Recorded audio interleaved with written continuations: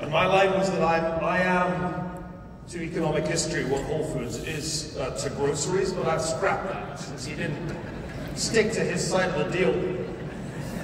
You know, why don't we do what John just recommended? Capitalism with love. Why don't we all just do that? Why isn't the world already like that if it's so evidently true? I'm going to talk about some of the political and cultural constraints on that possibility of capitalism with love. I don't know if any of you were in Munich over the weekend. The security conference was some version of Sam Huntington's Clash of Civilizations. This is J.D. Vance. He borrowed my line. I had said, "We are the Soviets." And he said to the Europeans, "No, you are the Soviets." And this was the audience reaction.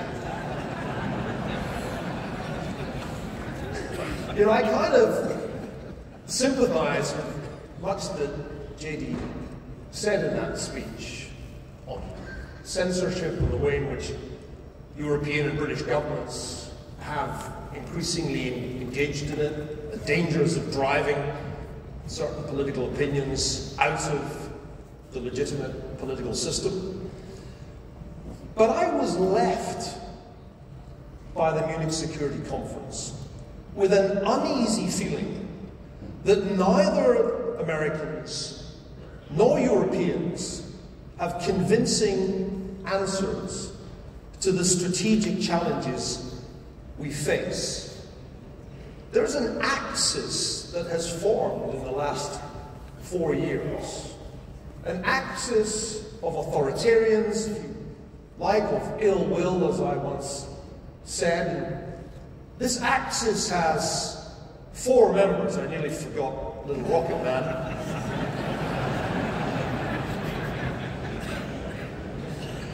And while it's sometimes hard to take him seriously, when you think of the armed might that these 4 authoritarian powers can bring to bear, it's a truly daunting force.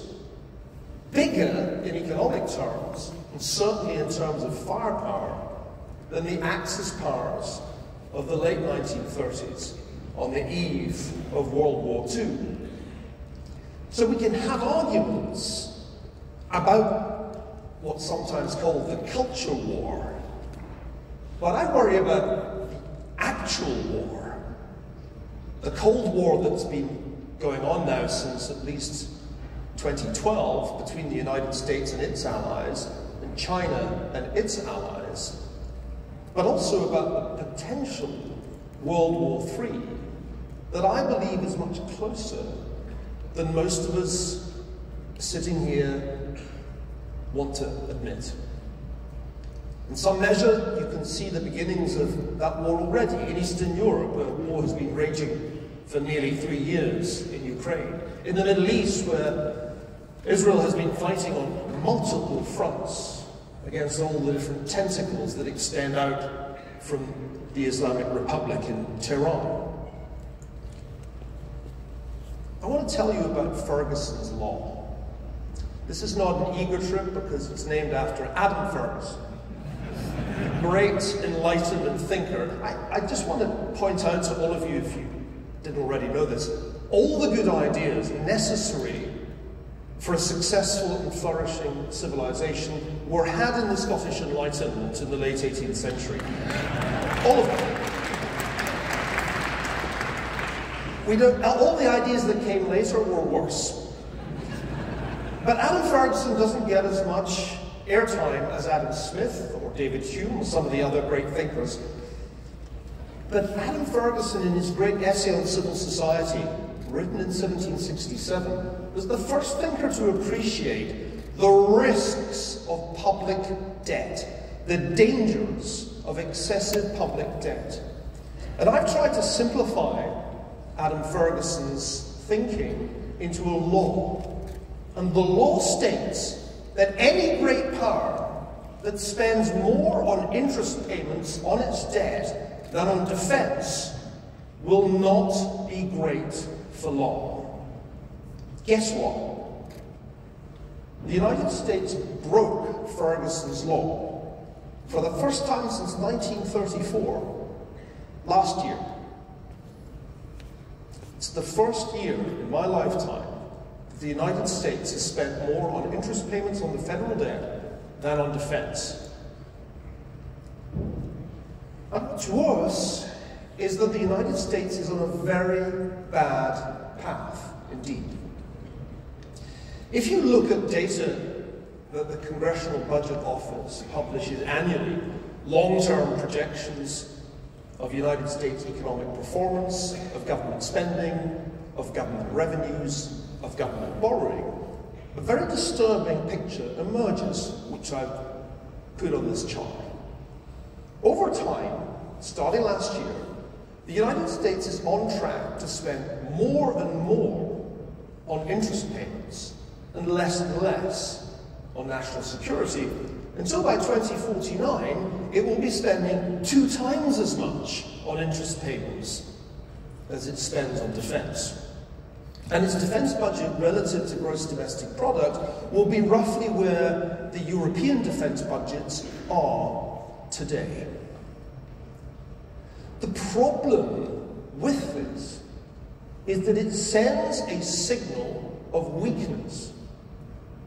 A signal of weakness that you can be sure is picked up in Beijing, in Moscow, in Tehran, in Pyongyang. The powerful thing about Ferguson's law is that it applies to every great power, going all the way back to the Venetian Empire.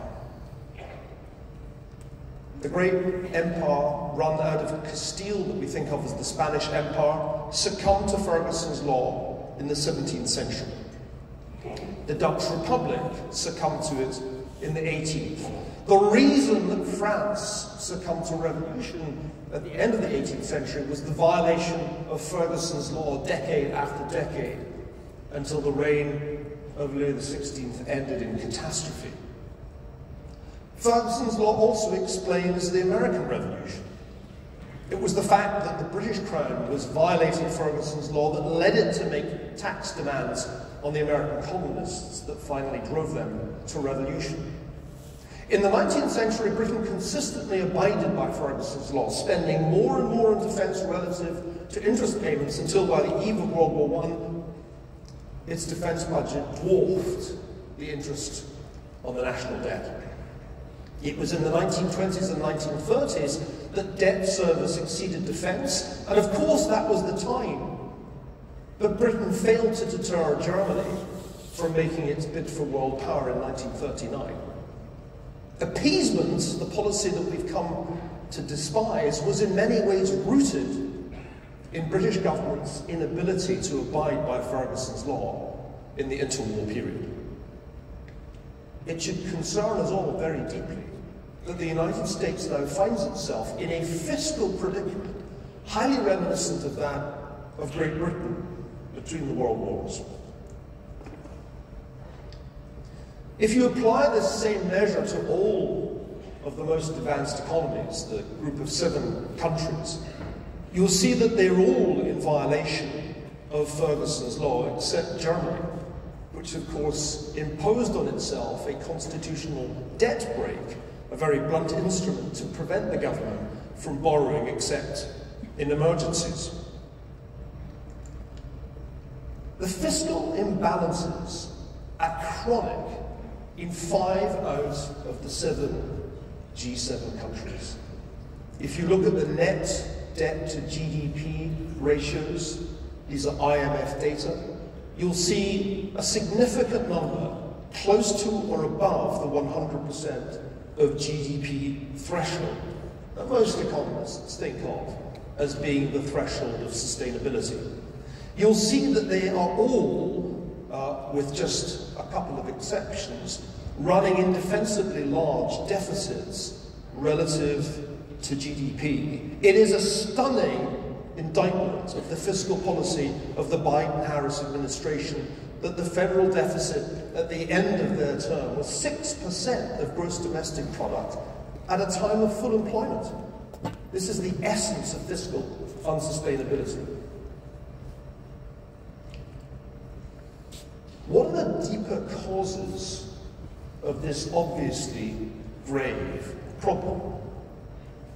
I want to offer, in the final 4 minutes that I have, 4 answers to that question. The first is demographic decline. An economy cannot achieve strong and sustained growth when its total fertility rate, the number of children or babies per woman, falls below the replacement rate of 2.1. Every single G7 country is now well below the replacement rate. That has 2 obvious consequences. One is the aging of the population, which sends welfare states designed for higher fertility and shorter lives inexorably towards bankruptcy. Secondly, it leads to a craving for immigrants by a labour market that is short of young people. And that sucking of immigrants into our economies has, of course, become the great political flashpoint of our time, as J.D. Vance pointed out in Munich just hours after yet another hideous terrorist attack on innocent civilians by a radicalized Muslim immigrant. 2, the productivity plateau. When you look at productivity growth in advanced economies, it is very notable that some of them have hit a plateau, and one of them is the United Kingdom. You can see in this chart that United Kingdom productivity has almost flatlined and is substantially below that achieved in the most highly productive economies in the G7, that is to say the United States, France, and Germany. This is a measure of GDP per hour worked. The third reason, one that is very dear to my heart, is educational degeneration. I'm delighted to say that some students from the new University of Austin are here, along with our president, Pana Canelos. Wonderful, wonderful, brave young people. Young people willing to bet their first degree on a new institution that has said it is going to remake higher education, challenging the sclerotic systems with their ideological blinkers that we see all across the English-speaking world. But the educational degeneration runs deep. These are PISA scores for 15-year-olds in the G7 countries, going back to 2003. Those mathematics scores have either declined or flatlined. They're notably behind the scores in mathematics for these 3 predominantly Chinese cities. There's one more thing I want to draw your attention to.